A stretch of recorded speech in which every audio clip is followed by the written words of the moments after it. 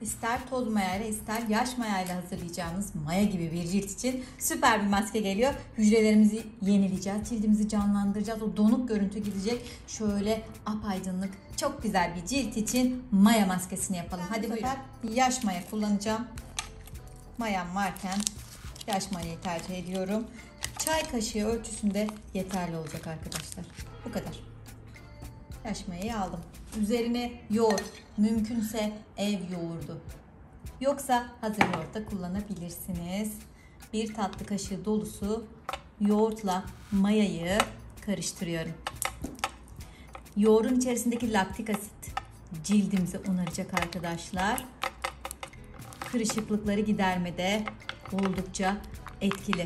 Hücreleri canlandırma çok etkili. O yüzden gençlik için, daha genç, daha sıkı, güzel görünen bir cilt için maya maskesini kesinlikle tavsiye ediyorum. Cildiniz tüylenmeye çok meyilliyse maya maskesini çok sık yapmayın arkadaşlar.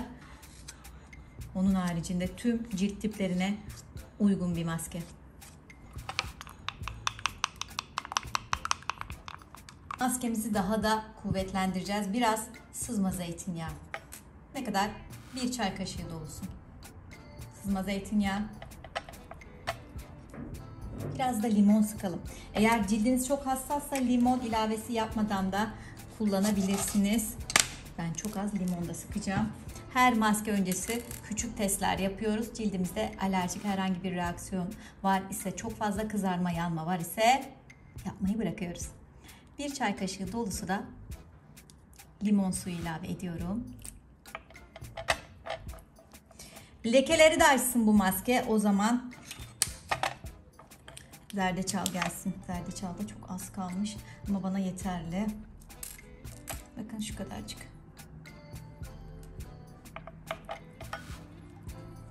Ben çok kullanıyorum zerdeçalı maskelerde, tariflerde. Leke açmada en etkili doğal ürünlerden birisi zerdeçal. Artık siz de biliyorsunuz. Bunu biraz bekleteceğim. Maya biraz böyle kıvama gelsin. Ondan sonra bir güzel süreceğim cildime. Bu kadarcık ölçülerde yapmanız yeterli olacak. Ellerimize süreceğiz, yüzümüze süreceğiz bunu. 10 dakika kadar mayamı beklettim. Artık kullanıma hazır halde. Hemen ellerime uyguluyorum arkadaşlar.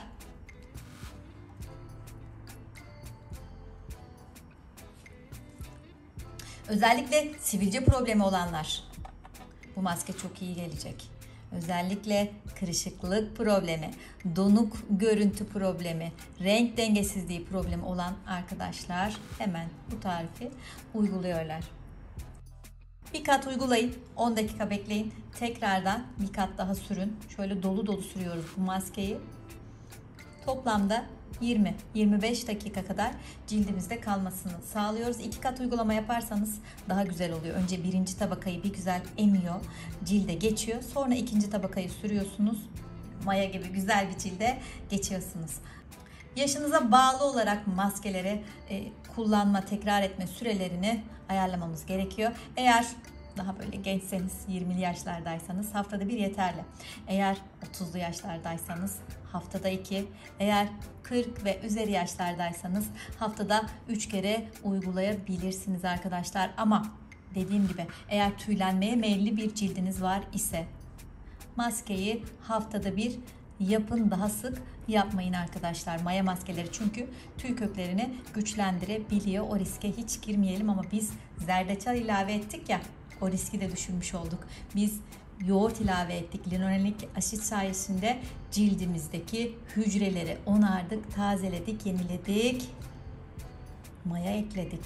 Maya gibi cildimiz olsun diye.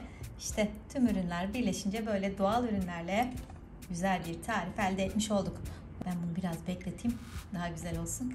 Özellikle el bakımınızı ihmal etmeyin. Yüzümüz güzel oldu, ellerimiz de güzel olsun. Boyun, dekolte bölgesine gönül rahatlığıyla sürebilirsiniz. Göz altlarına çok yakın girmiyoruz. Dikkat ediyoruz arkadaşlar. Resmen kayıyor bu maske sonrası. Böyle su akıp kayıyor. O yüzden ben maya maskelerini çok seviyorum. Şu canlılığı, şu pürüzsüzlüğü gördükten sonra siz de maya maskesini düzenli olarak kullanmaya devam edeceksiniz.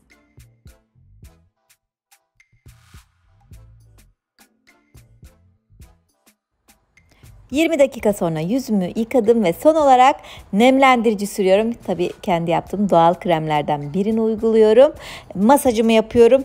Maya yoğurt maskemizi bu şekilde yaptık. Umarım siz de kullanır, güzel sonuçlar alır ve altta da o güzel yorumlarınızı bırakırsınız. Kendinize çok iyi bakın. Hoşçakalın.